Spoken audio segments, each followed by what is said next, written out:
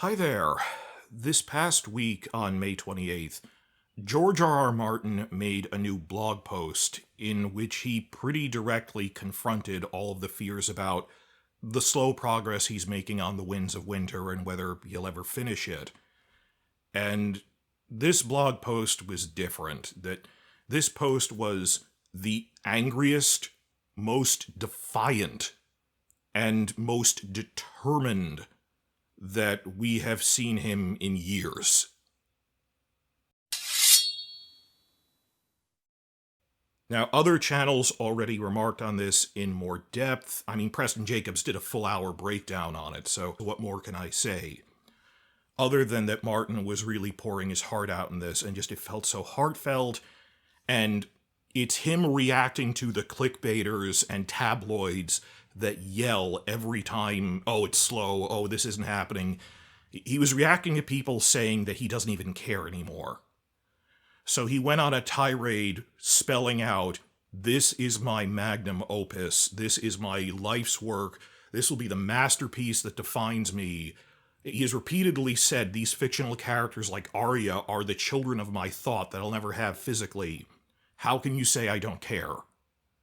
That when people remark on, oh, he went to watch a football game today, or oh, he went to a literary panel, he does that when he's not working on the book. If he's on a real tear with the books, he stays with it, but it's not that people even think, oh, he's busy with it, he did some consulting work for Elden Ring, which is brainstorming, it takes 5 minutes, it's not that big of a time investment.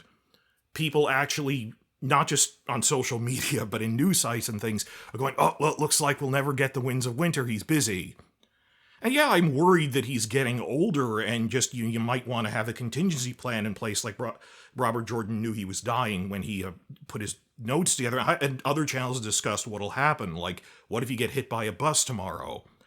But in terms of people actually arguing he's taking on other projects because he doesn't care about this one, it is absurd and deeply offensive. I don't think Martin got a lot of progress done in the past year. After he got to 2/3 done over the pandemic, and 2023 he was feeling really good about it. One of his closest personal friends died in January, early 2024, Harry Waldrup. And I know people either don't pay attention, or if they do, it just blurs together, that there is a list, a clear list of the dozen or so closest literary collaborators and friends he has, and as a 75-year-old man, he's at an age where they're dying all at once. Like, as my parents get older, I am noticing we're reaching, because it's an age cohort, that point where a lot of, not people in my group, thankfully, but like spouses and cousins are dying off every couple of months because they've hit that age. So, yes, Harry Waldrup died, Gardner Dois died, who was the editor on the anthologies that contained the short stories that became The House of the Dragon. The short stories like The Rogue Prince and The Princess of the Queen, which were later collected and expanded in Fire and Blood. This is a man who's collaborated with Martin for years. Gardner died. That Harry Waldrup died, and you might not care, oh, that's some Wildcards editor I never heard of. He has known these people for 50 years. Can you imagine having friends for 30 to 50 years? So when they die, it messes him up. It's unfortunate, but I don't think he got a lot done. He said, I got nothing done in early 2024. It was just such a dark time that such a close friend had died. Then he went on a trip to Europe, visited Tolkien's grave. He said it recharged him thinking about his legacy. But that was a very dark mental time for him, and I understand that. Like, when there have been deaths in the family, like for me, it was in 2022, I was not stable for like a year, and it showed in my video content dropped off. That I've seen YouTube channel creators are more sympathetic to the slow pace at which Winds of Winter is coming out, because, guys, it takes time to make videos, and I'm always behind schedule. Put it in perspective for me, just how long it takes to work on projects when doing what you love becomes work. But, as I've seen others say, everyone deserves a friend like George R.R. Martin. That these literary figures who were his close friends like Harry Waldrup, he then spent the last year on a passion project to get some of Waldrup's short stories adapted as movies, and it's not even that many people would see them. He did it to honor his friend's memory. So I understand this is a thing he had to go through. I can't imagine. So this was very upsetting, that just the trolls online, it's become just gaming the algorithm for every punk kid with a laptop and social media app, the new tabloids, the most gimmicky ones that actually run headlines, not a tweet, headlines saying, well, Martin sure doesn't care about Winds of Winter. That really hurts him, and I feel for him so much, and my frail words can't really convey this any better than, the real, I liked Preston Jacobs' video, Quinn the GM also had a good video about this, so I'm not going to do a full hour of this, just, yes, Martin cares. And yeah, I worry about whether he'll finish. He worries about finishing. But the idea that he's busy with other things, he's made it very clear. This is what I do. Like, I watch a football game when I'm not working on this. That, because I have to get in the zone to creatively, that if I can't think of anything today, I'll go on pause and relax for a bit to recharge. And that I understand that while we did lose more than a year doing all of these Harry Waldrup tribute things, it's something he needed to do. Because he he was so depressed about it, he had stopped working at all. He needed to do this memorial to his friend to get up to a point where he could write again. That's his grief process, I understand that. Well, let me round this out by just reading off exactly what he said. I don't want this to run over 10 minutes. Watch the other videos. And just making this video so my own subscribers can have somewhere to comment on this. He started the post talking about the Waldrup project, and he goes, parentheses, I know. This is most of the post, actually, even though it's all parentheses. I know. Some of you will just be pissed off by this, as you are by everything I announce here that is not about Westeros or the Winds of Winter. You have given up on me, or on the book. I will never finish Winds, or if I do, I will never finish A Dream of Spring. And by the way, some of the clickbait channels focused on quoting that out of context, that he's sarcastically saying, you're all here saying, I will never finish Winds of Winter. Clickbaiters putting in their title, Martin says, I will never finish Winds of Winter, because he was quoting sarcastically what he thinks other people are saying. Dear God. Well, he says that I might never finish Winds, or people say, if I do, I'll never get through the 7th book. Or if I do, it won't be any good, because the series peaked after the 3rd novel. As people, when the show screwed up the 4th and 5th books, people would just dismiss it as, oh, those weren't good books. What? We are beyond whether this is good or not. This was terrible television. The TV thing means nothing in this context. Just people going, oh, well, I didn't like the latest. What? So, if I do, it won't be any good. I ought to get some other writer to pinch hit for me. The constant people going, can you get another writer to do it for you? Like, no, while he's alive. Or, this is what he's focusing on, that I lost all interest in A Song of Ice and Fire over a decade ago. That I don't give a shit about writing any longer. I just sit around and spend my money. I edit the Wildcard books too, but you hate Wildcards. He doesn't edit them that much anymore, and even then he hasn't, written an original story for them in, 20 years, but he's part of that and he promotes it. He's not even devoting a lot of time to it. He's just promoting, oh, someone else made a Wildcards book. And I like Wildcards. It's not really taking time away from anything, but I edit Wildcards, you hate Wildcards. You may hate everything else I have ever written. The Hugo winners and Hugo losers, A Song for Leah, Dying of the Light, Sand Kings, all of his tough voyaging Thousand Worlds universe, which is actually pretty good. The Beauty and the Beast TV series. This Tower of Ashes, Stone City, Old Mars, Old Venus. These are anthologies he wrote in. Rogues and Warriors and Dangerous Women. Dangerous Women is the one that he says, all these other anthologies I edited together with my friend Gardner Dois.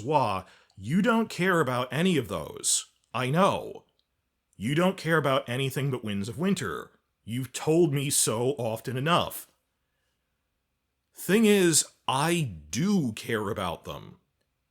And I care about Westeros and Winds of Winter as well. The Starks and Lannisters and Targaryens and Tyrion and Asha Greyjoy, Dany and Daenerys, the dragons and the direwolves. I care about them all. More than you can ever imagine. Now, look at that. He said Dany twice. He said Asha Grey. Oh, people wonder why he'd bring her up of all people. I think he's currently writing a chapter about her. She's going to be prominent in Winds of Winter. But he said Dany and Daenerys. How angry was he when he wrote this that it's verging on what's called Angriest, on TV tropes where he's just raving at something. And I think he wrote this spur of the moment because it started out as about the Harry Waldrup thing. People going, "Oh, you're just yelling about wins and stuff." Even if it was, "Oh, we're making some other Westeros related project that took no time away from anything else." And just if he came on here to say, "Oh, they've greenlit a Robert's Rebellion movie," which they might be planning, I think they are, but like for 3 years from now, people will be yelling. But where is Winds of Winter? It's not even about the book anymore. It's about getting in a cheap shot at Martin. Every kid is coming after the big desperado gunslinger. Everyone thinks I'm going to take a shot at him and then I'll be the top dog. You are a slob on Twitter who doesn't even have a YouTube channel, or in the comment sections. And you get to feel like a big man for taking on George R.R. Martin. I have a meager channel. What I say is meaningless. What Preston Jacobs says is meaningless. Maybe another literary figure like Stephen King or something might be able to weigh in on this, but we're nobodies compared to that. You need to feel big. He doesn't owe you anything, and I'm worried for his sake whether he'll finish, because we all want to see him realize his project. But I understand that this isn't taking up a vast amount of time, but I've already gone over all of this. I'm just rambling this off unscripted because others have done a better job than I could.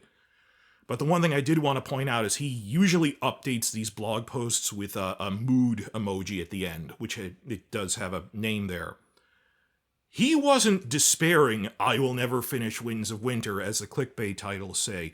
He said in this, "I know you don't care about Winds of Winter, quote, I do care about it, more than you can ever imagine." That this is his life's work, his masterpiece. And the mood he put for this post was determined. Not melancholy, not despair. Preston talked about this a lot more. The mood he put was determined. And there was another short post right after this that they're actually considering making Elden Ring into a movie. Elden Ring is this fantasy game that he went to a couple of brainstorming sessions and rattled off some really good ideas that became core parts of the mythos. That's quick and easy to do when people are, "Oh, he went to Elden Ring." That took up very little time. I mean, even like the history books that became House of the Dragon, he said it's easier to rattle off a fictional history in broad strokes than it is to get like Sansa's mood or Jon Snow's mood and words entirely right, word perfect, in a finished chapter. It's easier to dash off brainstorming. So in the next post, I did some work on Elden Ring and they're going to try to make a movie out of it. And in that one, his mood was hopeful. So if you're doing doom and gloom stuff, he said, "My mood now is determined and hopeful." That I saw this and went, the dragon is awake. That they've woken the dragon, just his anger at all of this. That I honestly think things were going well up until early January when Harry Waldrup's death deeply rattled him. He got nothing done for half a year by his own. He himself said, I was in a fog of just how down I was. That Europe trip with the Hugos and Tolkien's Grave recharged him, and there's been motion behind the scenes since then. I'm not exactly sure what, but I still think we're going to get Winds of Winter. Even I'm worried about the final book, but Winds is, unless a bolt of lightning hits him tomorrow, I pervasively think it's about 2 years away. If something doesn't come up, but then something always does come up. He is feeling optimistic. He is feeling determined. And he might not finish it. He's trying to, the whole point is, for those who joke, he watched a football game, he did some brief consulting work on Elden Ring, or he went to an awards show for other literary people because he likes lifting up starter authors and funding. Oh, he's helping out like N.K. Jemisin or other people. This is taking time away. That's a money thing. He likes giving money to struggling new Hugo writers and things like that. That takes no time. He's trying to pay it forward. Martin is an honorable man who has spent decades paying it forward to other writers with the Hugo Losers Club, because these are things that really deserve to win other than the popularity contest. Thankfully, all the other YouTube mainstay channels basically have the same attitude, that this was so heartfelt, we felt so sorry for him. Consider when I said at the beginning, this is the angriest post we've seen him make in years. He wasn't angry when he made that Butterflies post about House of the Dragon is doing things in Season 3 I disagreed with. He was civil in that. He was polite in that. Diplomatic. He was diplomatic in that. And others who were associated with him said, well, behind the scenes he's angry at them, but he doesn't want to throw them under the bus. He wants to work with them. He just wishes they do what he tells them to do. I have a whole other video on, well, I think they're not because they can't, not because they have a different vision, but because they think it would hurt the show. And reasonable people can have different views on that. But he wasn't, even the other behind-the-scenes writers who were there said, he could have really laid into them and he didn't. He wasn't yelling like this. He was diplomatic. You could tell he'd planned this post out long in advance, must have rewritten it a few times. That was not this level of defiance and determination that we saw in this blog post. The anger in it. Not by a long shot. Like, the only other posts I've seen him yelling this much are, like, reacting to news about, like, wars and things. So, I am feeling optimistic and determined and all that stuff, and that Martin is got a grip on things, and some people are actually trying to spin this blog post as, oh, Martin's giving up and despairing. That's what he was like in early 2024 when he was in a fog after his best friend of 50 years died. And he was bereaved and just stunned. Any human would be in those months after that. And I think this is part of his process that he worked through it. He needed to adapt some of Waldrup's stories as a tribute to him. And the more I read about Martin's other works, the more I'm interested in them. I like all of the Thousand Worlds stuff and Wildcards stuff I've seen. Just the tone he has, his views on the world that was shaped by, the anti-Vietnam movement and all these other things about his views on does honor exist and the cynicism in the world, but hope for it. He is a good writer, and I like his content. That's really all I have to say on this, and I'm just dashing this off unedited. How far am I in this? Okay, 17 minutes.